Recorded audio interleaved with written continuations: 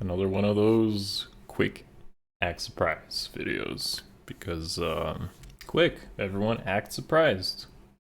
Let's take a look at some 3-house plus Sacred Stones. Heroes? Christmas heroes? Yeah. Let the lesson begin. What's up guys, Akariss here, bringing another Fire Emblem Heroes video. Today's video is obviously the reaction video to the new winter banner. So we kind of knew this was coming, but at least it was only a day in advance, so no big deal. I'm gonna do what I usually do in these videos, which is go over the brand new heroes, give you my thoughts and impressions on them, maybe some early thoughts and place where I feel they stand in this game, of course, and maybe tell you about what's coming up for the Should You Pull video, analysis on who I plan to cover, and what it could mean to you. I suggest looking at my calendar video if you wanted some more of a long-term projection of this month and early next month, as there are actually going to be like more important places to consider your resources than this. But nonetheless, I will take a look at these characters and give you my opinion on them, and maybe they'll matter to you.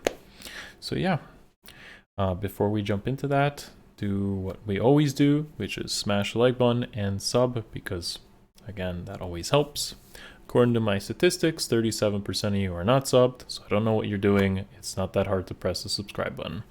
And for the rest of you, it's totally F2P to press the button. Let's do this. All right, Winter Heroes. Let's do it.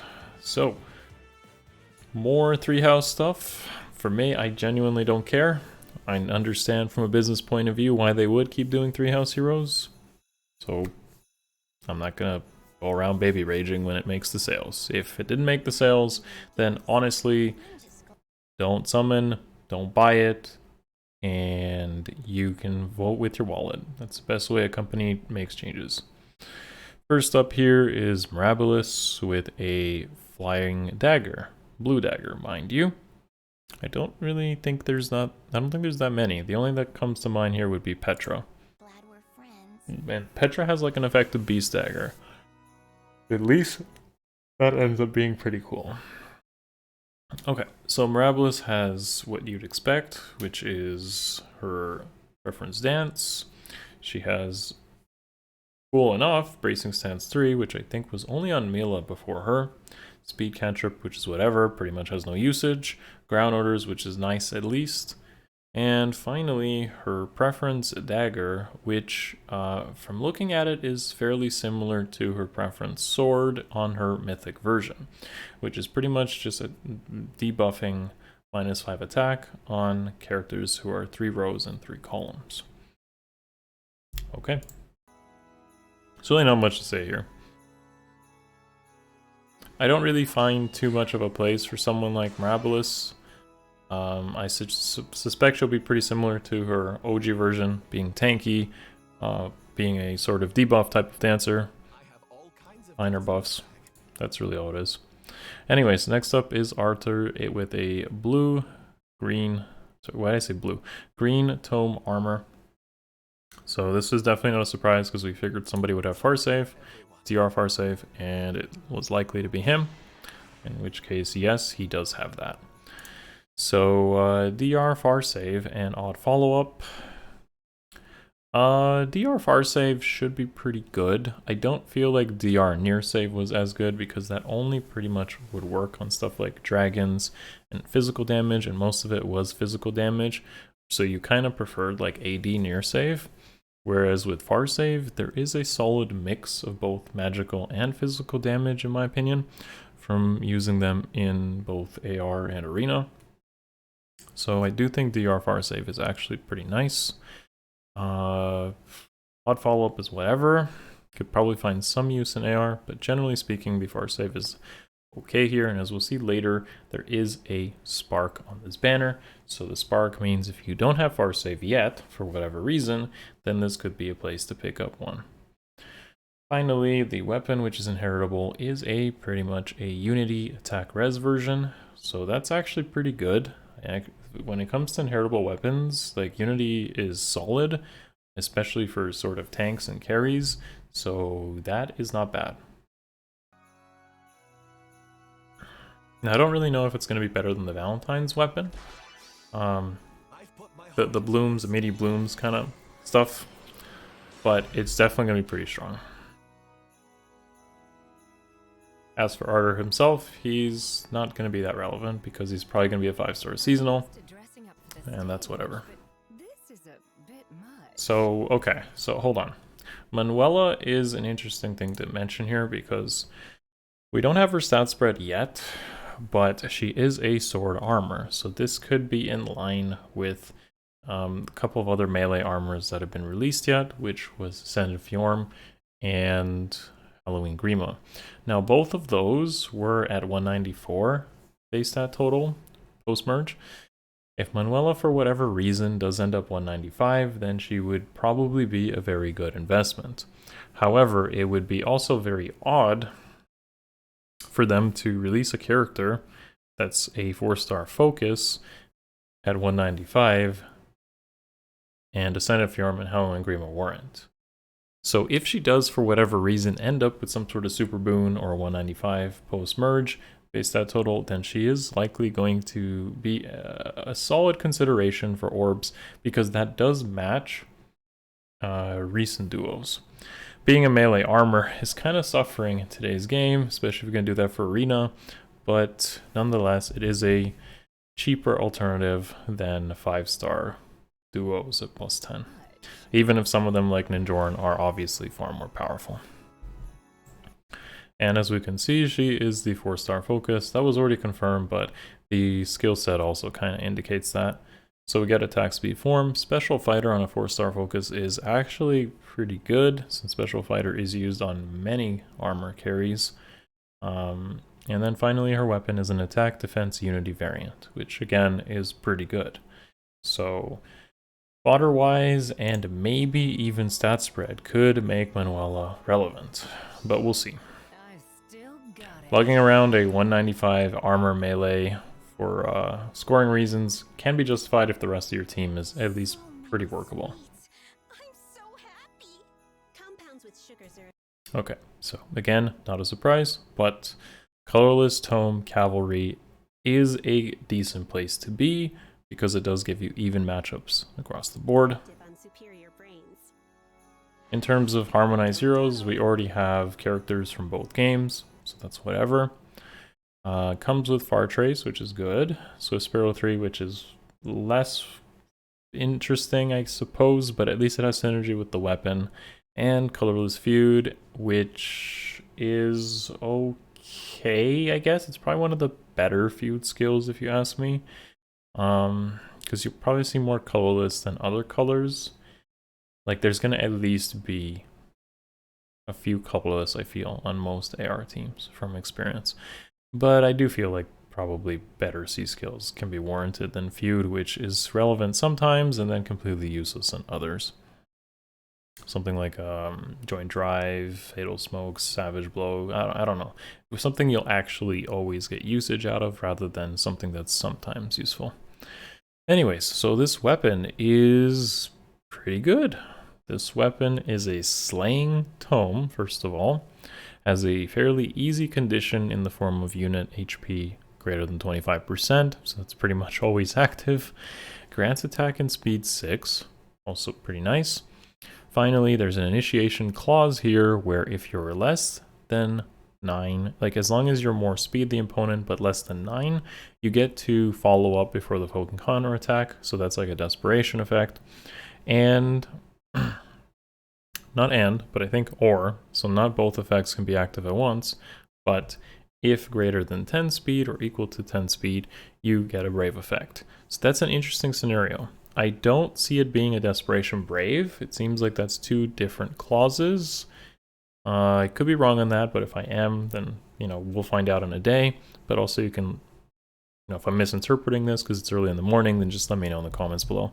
But it does seem like it's either or. So you get a desperation effect with just 2 hits, or you get a brave effect, which means you brave and then the enemy retaliates and then you can quad, but not both at the same time, which would definitely be pretty strong.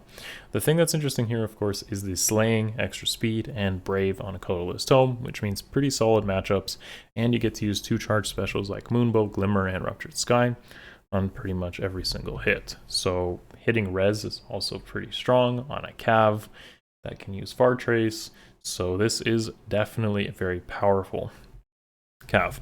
Potentially even better than Ninjorin, although it depends how you value true damage.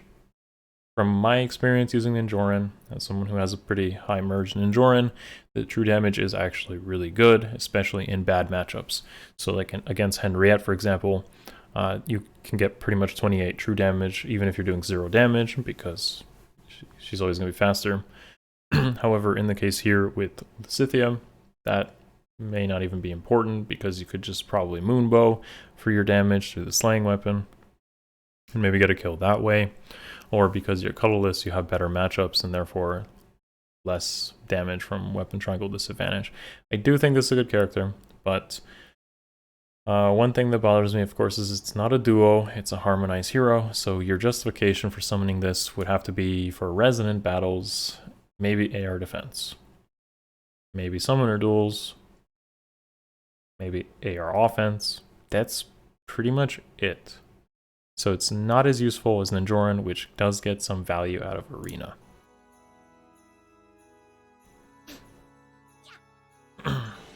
Now, summoning for Resonant Battles, especially with a Spark, could be justified, but I don't really know if it is, because Resonant Battles itself has some very minor rewards between the intervals, like between 19, 20, and 21, which is where most people should be hovering, even with or without Harmonized Heroes. And spending anywhere from 160 to 200 orbs doesn't really seem worth it for just a single Harmonized Hero, for such minor difference in rewards. Anyways, we do see that Lysithea stats are here, which are 56, 40, 19, 23. This is kind of expected. So a high offensive stat spread and low bulk with low HP. Not really much to talk about there. Definitely attack favored, even over speed favored. So probably even a better attack spread than Ninjorin did, where Ninjorin I think was more speed favored. So that's kind of cool on a brave slaying weapon. But of course, another thing to consider is Ninjorin has a self-dance, whereas Lysithea has a bonus doubler effect, and only for Sacred Stones and 3-house heroes. So that restriction is not going to be, in my opinion, not as useful as a self-dance, where self-dance is more mobility, potentially for hit and run, another sniper kill, whereas this is like, I'm just going to power myself up further in all stats. Could be okay in some cases, especially combined with a tank, where they'll definitely make use of the other stats, like defense and res. But for Lysithea herself, and likely other offensive units, less useful. For sure, less useful. I do think Lysithea has more offensive pressure than someone like Ninjorin, without a doubt, especially when you consider the harmonized skill. But some of this stuff I mentioned earlier is definitely relevant for some sort of long-term investment. So, no real arena usage without C-Duel Cavalry 4, and mostly in air defense, offense, or Resonant Battles with C use. But that could very well be worth the summoning Spark, if you ask me, potentially. Okay, so we do have Ignatz. Ignatz shown here. He may potentially have Ignatz because it's a 4-charge special.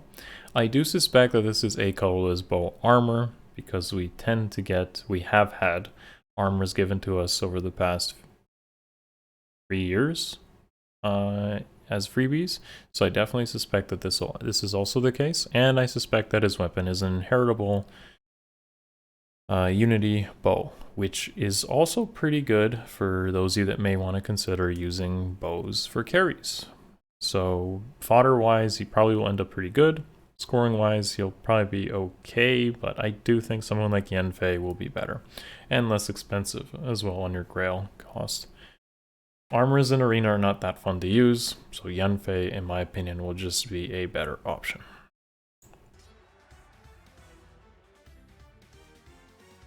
The banner does last pretty much a full month, guys, as you can see here. 16th of December until 16th of January. This gives you plenty of time to make decisions between this and further banners, which means you probably have no reason to be day one summoning. And as suspected, we get 3 sparks. That means every 40th summon you get a spark, a guaranteed copy of a hero. Like I said, this could be relevant if you are either going to be merging up Manuela because she scores well, or you want Lysithea for any of the things I mentioned throughout this video. That pretty much covers everything that I think I want to talk about on this banner in terms of my reactions and impressions, thoughts on it. Feel free to let me know in the comments below what you guys think about this banner and what you plan to do on it. Perhaps I will be putting up a poll, as I always do, on the Should You poll. Let me know what you actually intend to do, maybe. And finally, yeah, so that's it for me, guys. Smash that like button, sub if you haven't already. If you love the content I do, potentially love me, then consider the Patreon in the description below. Those of you that actually choose to do so, deeply appreciated, and you guys are the reason I'm here. See you in the next one. Much love. Peace.